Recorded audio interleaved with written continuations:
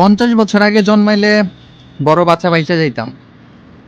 বাপের সাথে একসাথে মাঠে যাইতাম, ধান লাগাইতাম, পাট লাগাইতাম, মাছ ধরতাম জাল দিয়া, নদীতে নাইমা ইচ্ছা মতো ডুবাইতাম। 20-22 বছর বয়সে একটা বিয়া করতাম, ঘর হইতো মাটির, বৃষ্টি হইলেই চুয়া চুয়া পানি পড়তো ঘরের চাল দিয়া, চালে উঠে সেটা আবার ঠিক করতাম।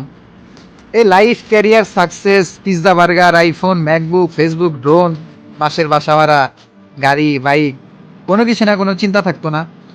পছন্দ করা মেয়ের বাপ স্ট্যাবলিশ না হইলে বিয়া দিবে না সেটারও কোনো চিন্তা নাই। গাড়ি বাড়ির চিন্তা নাই, দুনিয়া নিয়ে কোনো চিন্তা নাই। কে ভাইরাল হইলো নাকি কারেন্ট ইস্যু কোনটা চলতেছে এইসব ভাবার টাইম নাই। সন্ধ্যার পরে একটা ঘুম দিতাম।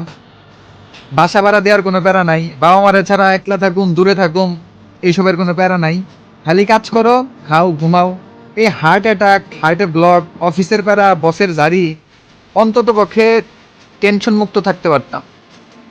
50 বছর আগে জন্মাইলে বড় বাচ্চা বাইচা যাইতাম।